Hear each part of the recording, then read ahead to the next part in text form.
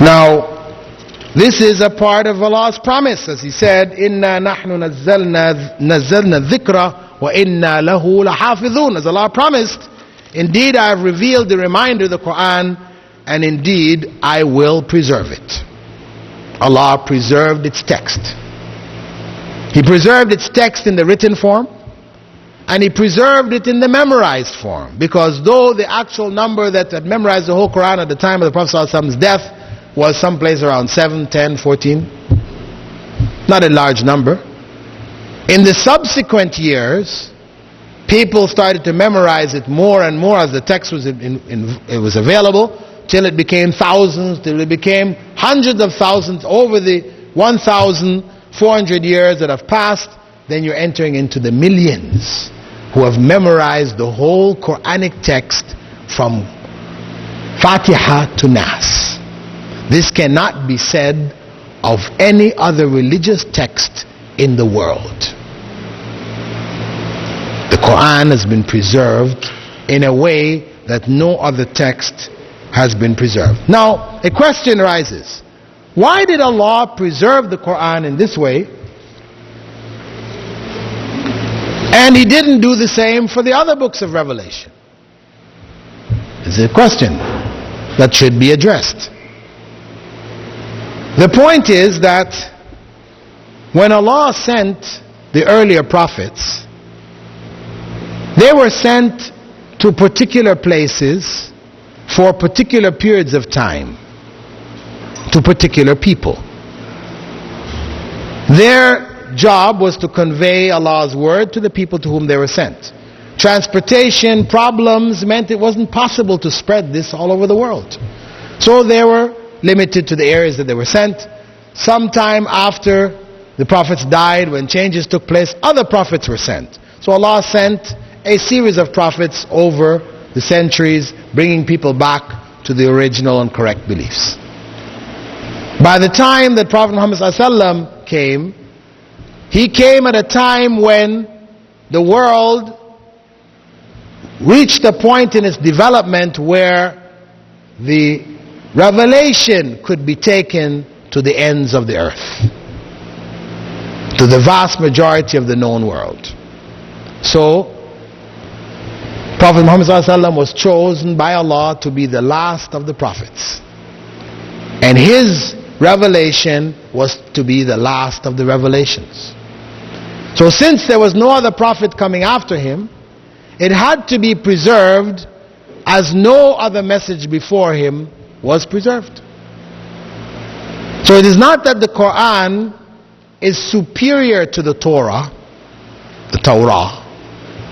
because it's all Allah's word, but that the Torah was sent for a limited period of time, whereas the Quran was sent for the rest of time. As Prophet Musa was sent for a limited period of time, Prophet Muhammad ﷺ was sent to all humankind, as Allah said, وَمَا أَرْسَلْنَاكَ إِلَّا كَافَّةً لِلنَّاسِ بَشِيرًا وَنَذِيرًا وَلَكِنَّ أَكْثَرَ النَّاسِ لَا يَعْلَمُونَ. I have only sent you, Muhammad ﷺ, as a giver of glad tidings and a warner to all of humankind, but most humans don't understand. So the message of the Prophet ﷺ was a message to the whole of humankind. His revelation needed to be preserved as no other revelation was preserved. Furthermore, as we will look at in our coming sessions, the Quran was also the miracle of Prophet Muhammad ﷺ, and that miracle had to be preserved as proof of his prophethood. So this was also a point which made it necessary for his revelation to be preserved as no other revelation before was preserved. And that basically concludes the introduction here to the science of tafsir methodology.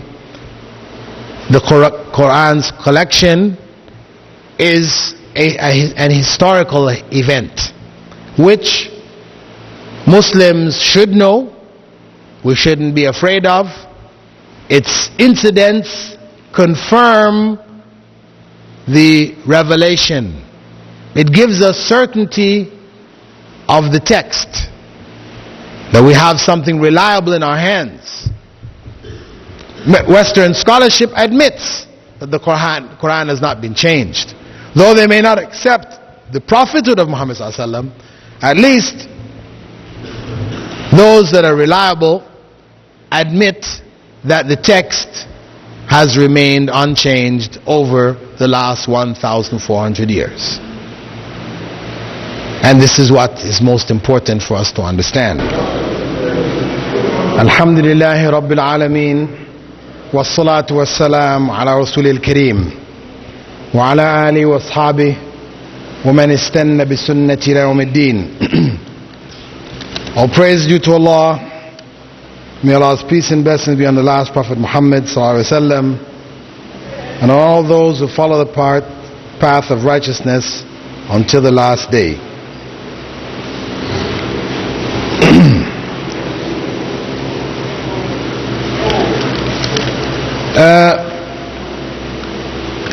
The next topic from Usul al-Tafsir, we have completed the collection of the Quran. Next topic is the heading of, or referred to as, the Meccan and Medinan revelations. And please, give me your attention. Don't try to read whilst I'm presenting the material. Of course, this is what is the temptation. It's in your hand. You want to read. Okay. Perhaps it's better you didn't have the books. Anyway, whatever I'm saying is there in the book, but likely, as you'll see when you go back from what we've taken so far, about a third of the material is not in the book. Of course, what you will be responsible for your examination will be what's in the book. Okay? So, don't worry, nothing is going to escape you. Anyway, the topic Meccan and Medinan revelations. This addresses the external aspect on one hand and the internal aspect on the other. We talked about looking at the Quran externally as well as internally. Externally in terms of its structure, its makeup, its internal in terms of its contents. Mecca and Medina initially does address issues of external structure, but the majority of the subject addresses the content of the Quranic verses, that they have been divided into two main categories: the Meccan revelations and the Medinan revelations.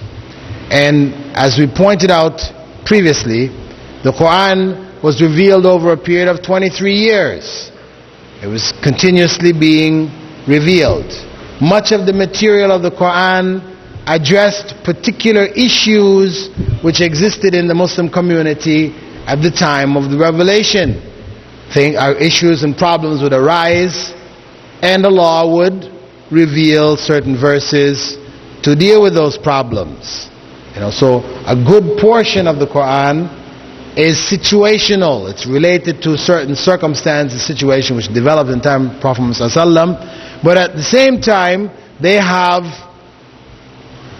international relevance, because these same issues, these same problems are a normal part of human existence, human issues, social conditions, etc. These types of issues, arise and will continue to arise. Now, when we divide the Quranic revelations into Meccan and Medinan, basically what we're saying is that there's going to be certain qualities which are unique to Meccan verses and others which are unique to Medinan verses. Since the situation of Muslims in the Meccan period was different from the situations in the Medinan period, therefore there are going to be certain characteristics for which Medinan verses will be noted and others for which Meccan verses will be noted. Right? Now, what is meant by Meccan and Medinan? First and foremost, it's not limited just to verses revealed in Mecca, verses revealed in Medina. What Meccan verses represent is Quran revealed up until the point of the Hijrah. So whether the verses came in Ta'if, because Prophet Muhammad ﷺ went to Ta'if, right, or Mina or other places outside of Mecca, it's all considered to be a part of the Meccan verses. And then those which are considered to be Medinan is everything after the Hijrah, whether it is on the way to Medina, whether it is in Medina, or when Prophet Muhammad ﷺ came back to Mecca for the last Hajj, went out to Mina or whatever, all those verses are all classified as Medinan verses, even though they may end up having been revealed in Mecca. So you're really talking about two periods of time as opposed to two locations, right? Meccan and Medinan. Now, as I said, the situation in Mecca is different from the situation in Medina. Therefore, the content of the verses, since we said that a good large percentage of the verses which are revealed did deal with the actual situations that Muslims were faced with, then it meant that since the situation was different in Mecca, they're going to have certain common features. Among them, the fact that Muslims in Mecca were new converts to Islam, just coming out of paganism. The verse is focused on Tawheed, Aqidah, clarifying the correct Aqidah.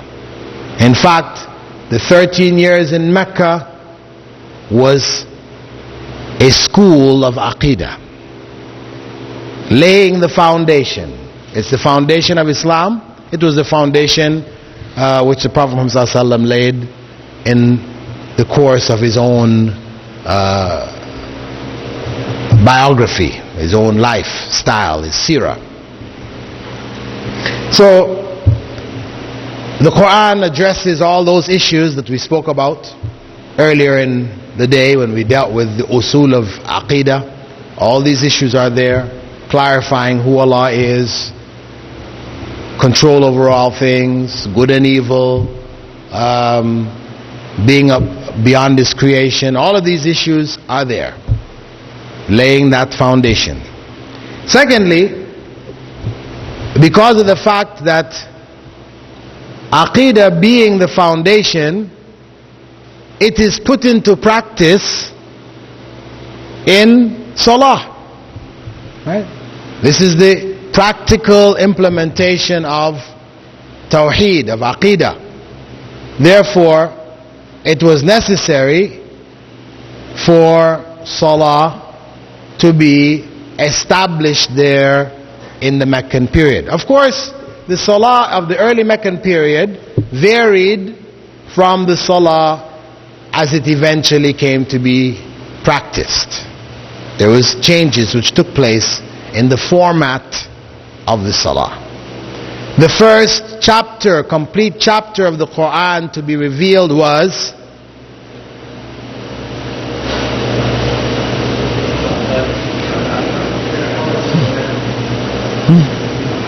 what was it?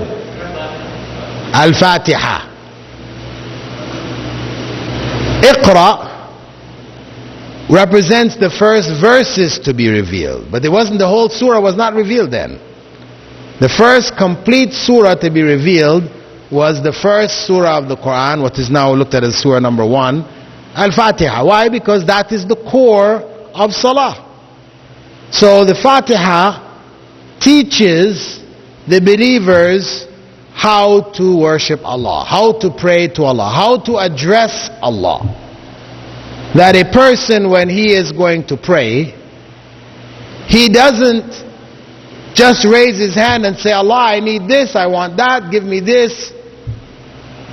Which is the tendency for people, as we talked about, people turning to Allah when they want. So worship is just a one-way street. Allah is like the genie. I call on you when I need you. And so Allah teaches in Fatiha that this is not the correct etiquette. This is not how you approach Allah. The correct way to approach Allah is first to praise Him. This is the first. Alhamdulillahi Rabbil Alameen. Give thanks for whatever He has given you. This is teaching you. So you don't start calling for what you need, you forget that Allah has given you so much. You make these massive demands. Recognize first and foremost that Allah has blessed you. Praise Him, thank Him. Ar-Rahman Ar-Rahim. Recognize His mercy in our lives. Maliki Yawmiddin, right? Maliki Yawmiddin. Recognize responsibility. Before you start asking, again, recognize one's responsibility. That one is going to be accountable. Maybe that thing you're asking for is something you don't want to be accountable for. So think about it. Allah is the owner of the Day of Judgment. Belief in the judgment. Then confirming that Allah is the only one that we're worshipping. We're not calling on anyone besides Him. And He's the only one from whom we seek help. After all of that, this is the etiquette. Now you ask.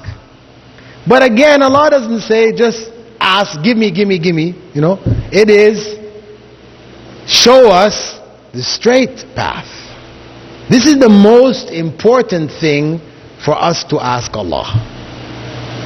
Though our whole life, environment, circumstance drives us to want to ask for the material things, Allah teaches us that what is really the best for us are the spiritual things.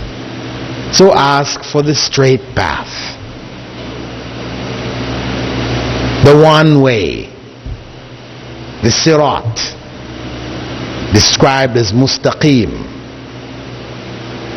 Prophet Muhammad said, I call to it, Allah has him saying that, Ad'u ilallahi ala basira. I call to it with knowledge, with clarity. That same path which He drew in the line in the ground.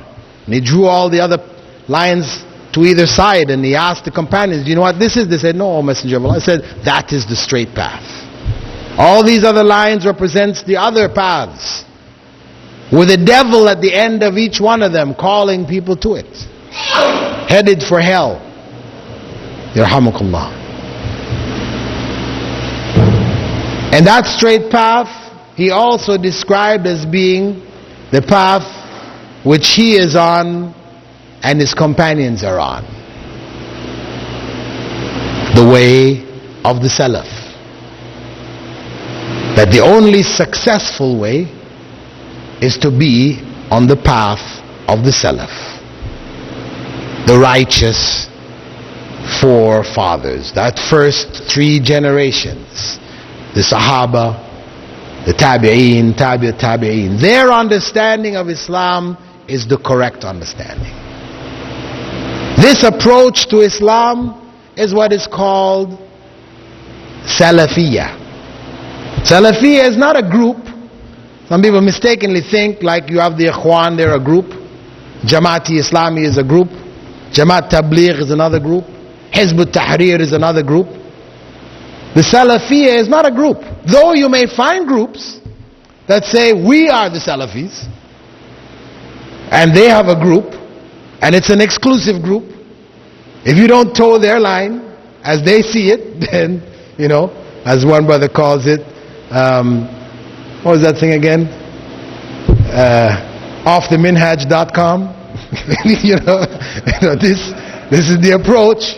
If you don't toe their line, so they have become a kind of an exclusivist group, and they're attacking everybody else. But that is not Salafiyya. That's a group who claims Salafiyya, and their attitudes, they are very harsh with people in their words, and I just recently with brothers in Toronto informed me that Troid, they have given a fatwa on their website that it's not permissible for people who consider themselves to be Salafis to pray behind Hanafis and Tablighis. They're going to extremes. Things which the scholars who just finished dying would never consider telling people to do. Leading scholars who they, ascribe their views to, they're in one valley, as they say, and the scholars are in another valley. So that group is a group. Salafiyya is a methodology, and this is the way of the saved sect. Following that methodology, the understanding of the Quran and Sunnah that was held by the companions of the Prophet ﷺ, their students and their students, and all who followed that path. That is a methodology, not a group. Now, if a group of Muslims, for whatever reason, they group together to do certain things, to disseminate material, etc., and they ascribe themselves to that path and they're following that path, then yes, they're among Salafiyya. But the judgment ultimately is on individuals. Do they actually follow what they claim or not? Right? So the Salah, which was revealed in Mecca, as we said, was a Salah which was limited in the sense that the number of rak'at were different from what we know today. But it represented, as I said, the link between Tawheed and the implementation of Islam. Putting Tawheed into practice, it starts with Salah. And that's why Prophet ﷺ had said, on the Day of Judgment, the first thing Allah asks about is Salah. If a person's Salah is not in order, then the questions go no further. You have failed. We have failed. It's not like exams in high school or college. You can get a 50 in biology, you get a 80 in sociology, and so you get your average. As long as you're above 60, you made it. It doesn't work like that. Not with Salah, not with the pillars of Islam. If you blow Salah, everything else is gone. That's why the last words which the Prophet ﷺ said before he died was As-Salah, As-Salah. Those were his last two words. That's how critical, how important the Salah is. So there it is in Mecca. The only pillar of implementation from the pillars of Islam, besides Shahada, because of course Shahada has to be there for people to become Muslim. After that, fasting, zakah, hajj were not revealed. Not in the Meccan period. It was just Salah. Then you find the Meccan verses, they deal with the unseen world. Heaven and hell. People need to know about this. We need to know about Allah. We need to know about resurrection. We need to know about the consequence, what's going to happen at the end of this world. So that information is taught. Allah speaks about the process of resurrection. This is something that people doubted. Verses where Allah mentions them asking, after we've turned into dust and bones or just broken up into pieces, we're going to come back again? That's weird. Allah says, this is what they say. But for Allah to bring us back again is easier, if there was such a thing, than to have made us in the first place. It's much easier to remake something you made than to make it in the first place. So Allah used a bit of logic on them. Think about this. And Allah does address some of those who disbelieve, saying to them, Am khuliqu min ghayri shay'in am humul khaliqun. Did they create themselves, or were they created from nothingness, or did they create themselves? And it's either one or the other. Nothing cannot create something. That's common sense. And we surely didn't create ourselves. Although they like to claim, matter or mass was always there. It has no origin, no beginning in time. So it's self-perpetuating, eternal. They've given Allah's attributes to the world. This is ancient. You find some ancient Greeks expressing similar ideas. The earth was always there. But of course, from a logical point of view, this doesn't work. Because if we say that the origins of this world is in infinity, right? You're gone back to infinity. It means that it will take an infinite amount of time to get to the present. No? That's right. If you go back to its origins are in infinity, it means from infinity to now will take an infinite amount of time, which means we would never get here. The fact that we're here is proof that this world had an origin, must have had an origin. So Allah throws it at them. You didn't create yourself. So then what? The only thing else is that you had to have been created by someone, not from nothing, because that doesn't work. And you didn't create yourself, so there had to be a God who created you. Then Allah in the Meccan verses also presents certain challenges to the people of Mecca in order to prove to the Quraysh that this Quran was from Allah. It came in a miraculous form, a form which they couldn't imitate. And Allah tantalized them, mocked them, by beginning some of the chapters with Alif Lam Mim, Taha, Sad, Qaf. I know some people have gone and given explanations for what these letters mean, but there are no explanations. Right? These letters have no meaning known to us. To Allah, Allah knows best. But to us, we don't know. But what is obvious is that for the Arab, this mode of writing was new. The use of single letters in verses of poetry was unknown in this way. They did use it at the end of verses. After saying something, they may throw in something at the end, like the verse, قُلْتُ لَهَا قِفِي فَقَالَتْ لِي قَافٍ. I said to her, stop, and she said, qaf. Qaf in Arabic, they understand that it means waqaft. I have stopped.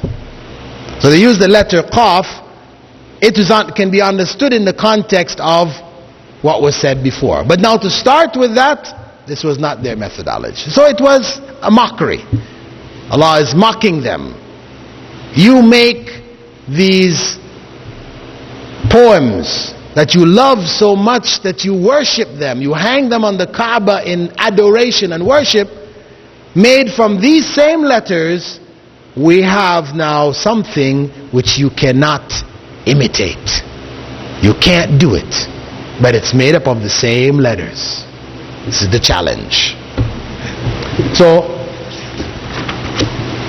the challenge is there from the Meccan period.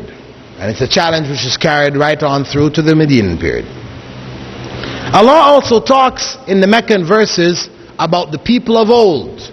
Because the people of Mecca, they had stories which had been handed down to them of ancient civilizations, etc., etc. The people of what they call Madain Salih, their structures were still there. To the north of Medina, you go north there, you can see huge rocks, boulders, where homes are carved out of them. Graves are carved right into the rock. You can go in the homes with all the rooms, and carved right into the rock. They call it the Nabatean civilization. You've got a lot more of it there in Jordan. Right? So their trade routes took them through these areas. So Allah told them about these people. What happened to them? Why was their civilization destroyed? A civilization which they could see obviously was way beyond where they were. And the people of Arabia, what existed of their own buildings, etc., at that time in the 8th century, 7th century, when the Quran was being revealed, it was nothing in comparison to these structures that they could see. Okay?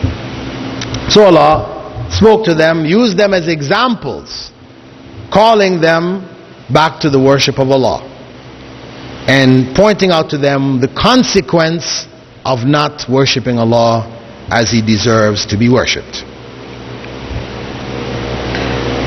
What you also find there is that Allah makes mention of certain civilizations which were in myth, and which early scholars, Western scholars, looking at the Quran, doubted. When Allah speaks of Iram Dhatil Imad, Iram, the civilization of Iram, they couldn't find any civilization there in Arabia known as Iram. When they look back to the records, held in ancient biblical type records, there's no mention of Iram there. So they said this is part of the fables and the mythology of Arabians, which has worked its way into the Quran. So you can see it's not really a book of revelation. No way. This is Muhammad sallallahu alaihi wasallam. He's just sticking anything he heard in there, bits and pieces from here, there, everywhere. Then a few years back, they've ran across a city in Mesopotamia which they didn't know anything about. They thought that the cradle of civilization was that area between the Tigris Euphrates, the area of Mesopotamia there, and Egypt. These were the two major civilizations. Beyond them there were none. But farther to the north, in Syria, they came across in their research a civilization called Alba, which they had never heard of before. And they went in and they found records in ancient inscriptions known as cuneiform, which was also common in Mesopotamia. They found a library full of this stuff, describing their civilization, and it was a massive civilization on the same level as that of Mesopotamia, and they didn't know anything about it before. And when they were going through the records, they came across Iram. We didn't think this place existed at all. Reference is made there to Iram. So a couple of American geologists, they decided to try to find out where this place Iram was. And they started to do research in southern Arabia, in Yemen, and asking around. And the people had it in legend. They spoke about Iram. Exactly where it was, nobody really knew. So what they did was they got NASA, one of its satellites, making imagery through infrared photography of different areas, trying to discover where new oil deposits may be. They had them do some infrared photography of the region of southern Yemen where the legend of Iram was most popular. And from that photography, they were able to see what seemed to be trails and tracks which were pointing to a particular place near the empty quarter of Arabia connected to Yemen. And when they went there, because this was visible from the satellite, you couldn't see it on the ground, but from the way these had been routes, camel routes that had been going from different parts of Arabia, which seemed to converge at one point. So they went there, and it was just desert, and they began to dig there, and sure enough, they found the city of Iram under the sand, which had been hidden for thousands of years. It was not visible even in the time of Prophet Muhammad sallallahu alaihi wasallam. So here it is, the Quran spoke about the reality of cities which we only discovered how many thousands of years later. So in talking about the people of old, we also see some of the evidence that the Quran had to have been from Allah. Then we find the verses addressing issues of Iman. What is connected to Tawheed and Aqidah and Salah is Iman, the faith in general. This is what was the goal of understanding Allah and the human relationships with Him, which is our Aqidah, and putting it practically into implementation. This is our Salah, and the product of that is Iman. Right? Iman is a product of knowledge and practice. Knowledge and practice produces Iman.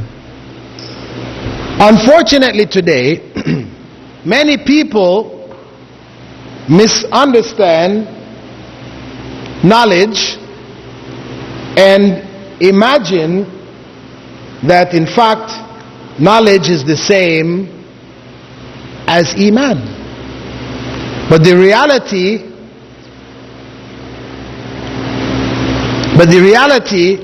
is that knowledge is not the same as Iman.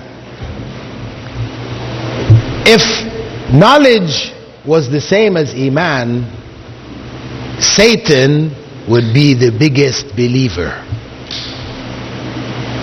Satan, who knew Allah better than you and I ever will in this life.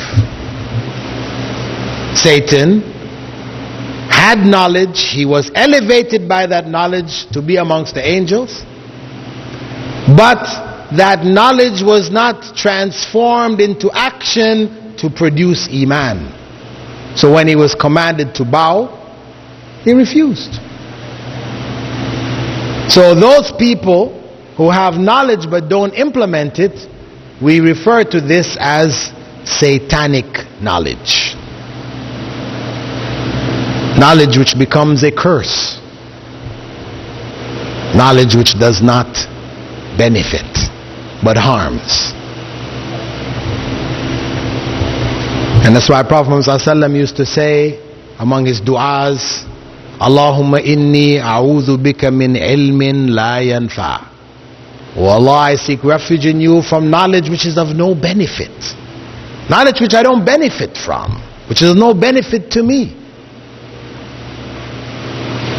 Knowledge which is not beneficial because I don't apply it, as well as knowledge which is useless, which has no benefit in it. Because knowledge is for benefit, not for the sake of knowledge. A different approach to knowledge from the Islamic perspective. Knowledge is for the benefit, not just knowledge for the sake of knowledge. That's a very important distinction that we need to realize, because this is a society, Western society promotes the idea of knowledge for the sake of knowledge. They spend a lot of money trying to get knowledge for the sake of knowledge. They will spend $300 million to send a craft to Mars to collect up some dirt, to bring it back and have a look at it. Knowledge for the sake of knowledge. At the same time, you have over 3 million Americans who live in the streets of America. This is knowledge which is not being applied, not being used to benefit the citizens of America. You know, that is the consequence of knowledge for the sake of knowledge. Whereas from the Islamic perspective, as the Prophet ﷺ said, خَيْرُ النَّاسِ أَنْفَعُهُمْ لِلنَّاسِ. The best of people are those who are most beneficial to people. So it's about knowledge for the benefit which comes from it.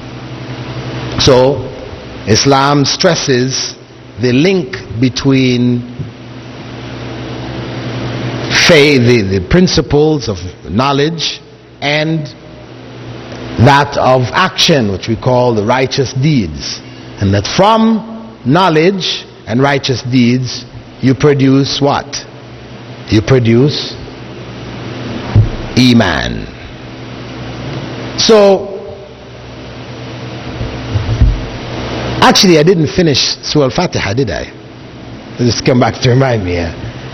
We had gotten as far as finding the straight path. And Allah goes on to, I'm bringing this because it's related to this too. He goes on to say, which is that straight path? The path of those on whom is your favor, right? Not the path of those on whom is your wrath, nor the path of those who have gone astray. غير المغضوب عليهم ولا الضالين. Now Prophet Muhammad ﷺ explained for us who are the maghdubi alayhim. He said they're the Jews. And the Dallin, he said they're the Christians. Why? The maghdubi alayhim, why is Allah's anger on them? Because they had knowledge of the book and they didn't practice it. As Allah said, أَتَأْمُرُونَ النَّاسَ بِالْبِرِّ وَتَنْسَوْنَ أَنفُسَكُمْ. You command people to righteousness and you forget yourselves. They had knowledge of the book, but they didn't practice it. So Allah's curse is on them. His anger is on them.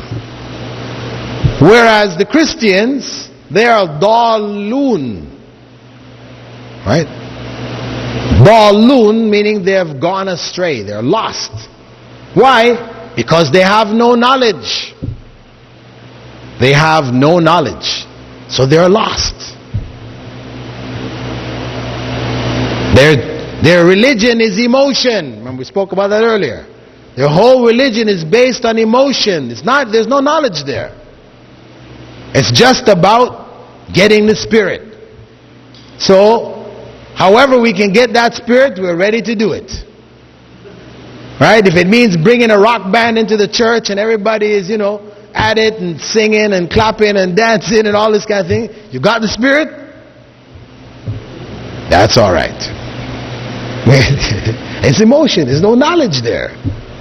No guidance. So, shaitan will make anything appear appealing to them. I know this is one of the things that struck a number of the brothers who accepted Islam, who with the American troops. When we took them into the masjid. Because they had been told by the American officers, they'd been told, listen, do not come within 50 feet of a mosque. So you don't walk within 50 feet. You got to stay 50 feet clear of these places. So of course it made them curious. What's going on inside there? So we took them. I said, what are you guys doing in the mosque? They told us don't come within 50 feet. I don't worry about it. There's nothing like that really. Islam, there's no problem. So we took them inside the masjid, took off their shoes, they sat in the back. Time for prayer came, we prayed, and they observed, and a number of them said, wow, man, this makes sense. After being in the churches back home where people, as I said, it's a disco. The church has become a disco, You say, how can you worship God? Hey, what's the difference between here and the disco? I said, this makes sense. This is what worship is supposed to be like. The place is quiet. You're reflecting on God. Everybody's doing the same thing. It really had an impact on many of them. Many of them accepted Islam just from going and sitting in the mosque and observing Muslims in prayer.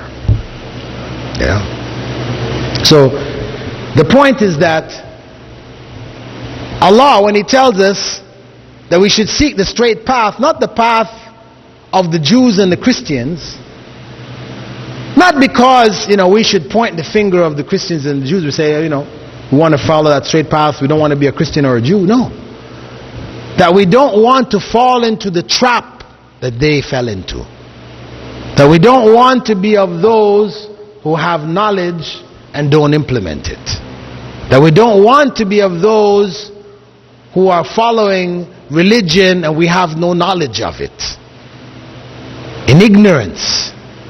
So this is what Allah informs us is the most important thing to strive for. And this is, as we said, the foundation for correct Iman. Because people can have faith in all kinds of things. The Hindu has faith in his gods. The Buddhists have faith in Buddha. The communists have faith in Marx. You can have faith in all kinds of things. But if your knowledge base is not correct, then your faith is wrong. Your faith is wrong. It's useless faith. It's a faith of misguidance. So your knowledge base has to be correct. But then, that's not enough. You have to implement it. You have to put it into practice. And when you do that, then you produce Iman, the real faith. And that's what we need to call for. We need to ask for. This is the most important thing that will make the ultimate difference in our lives. And this is what should come into our prayers. Now, the last point, which may be mentioned with regards to the Meccan verses, is a structural point. That the Meccan verses, if you look at them in general, they tend to be quite short. Some of them are only a couple of words. Very short. Inna a'tainaka al-kawthar. Surah Al-Kawthar is only 3 verses long. Very short. Why? Because of the fact that the Quran was being revealed among a people who didn't want to hear it. They didn't want to hear it. They had been warned already. Don't listen to it. Muhammad ﷺ is a magician. When they couldn't reproduce it, instead of saying, well, okay, that's the evidence, he's got to be a messenger of Allah, they took the other out, right? He's a magician. His Quran will cast a spell on you. So don't listen to it. So people used to stick their ears in their fingers in their ears as they walked by his house. They didn't want to hear it. Don't let it get into your brain. You're finished. Right? So the Quranic verses would come, one word, Al-Qari'ah. Blam. What? Mal-Qari'ah.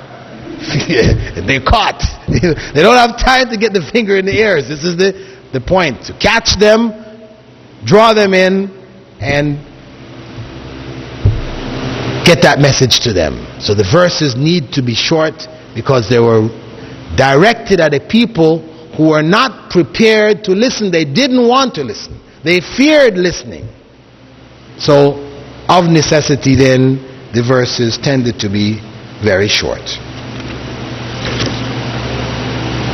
Now when we look at the Medinan verses, we find the Medinan verses have a different character. What is happening in Medina? Muslims have moved to a new city. They have established a community. In Mecca they were scattered. They were under torture. People were being killed for their faith. They were in a position of weakness. They couldn't even fight back. So no laws beyond Salah.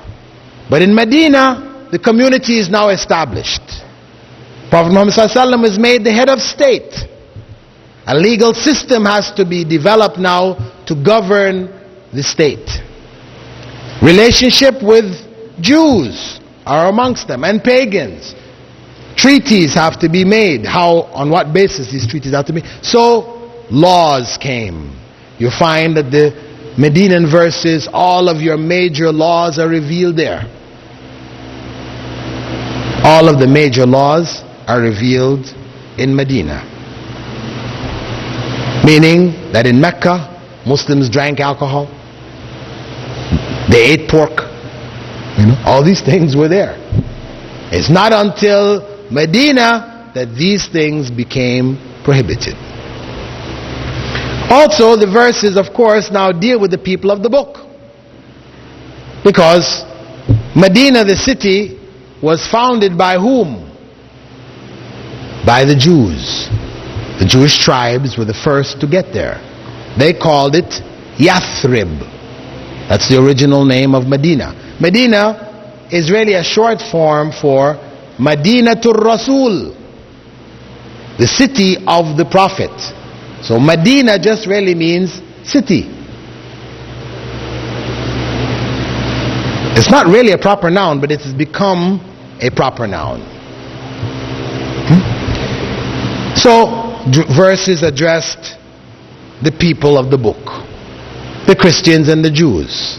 What Muslim relationships will be with them? They couldn't marry the pagans, but they could marry among them. They could eat their slaughter, but they couldn't eat the slaughter of the pagans. These distinguishing factors.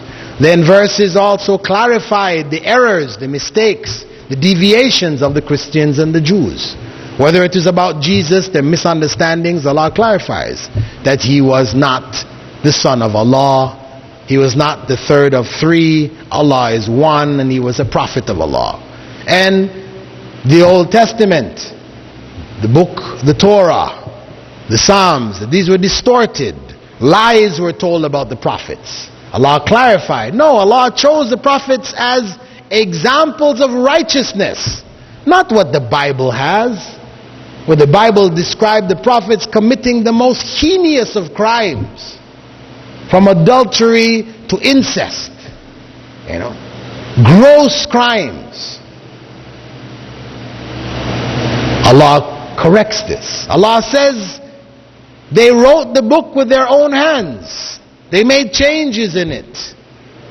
This is something the Jews didn't recognize until recently. And the Christians.